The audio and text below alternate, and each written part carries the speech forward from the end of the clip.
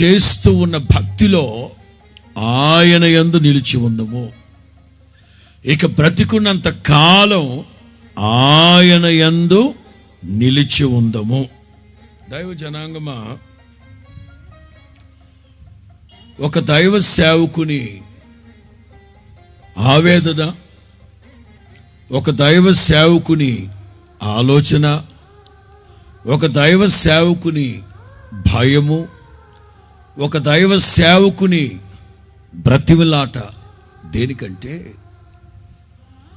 మీరందరూ యేసు ప్రభువుని విశ్వసించారు, నిజ రక్షకుడు లోకరక్షకుడని మీరు నమ్మారు. అయితే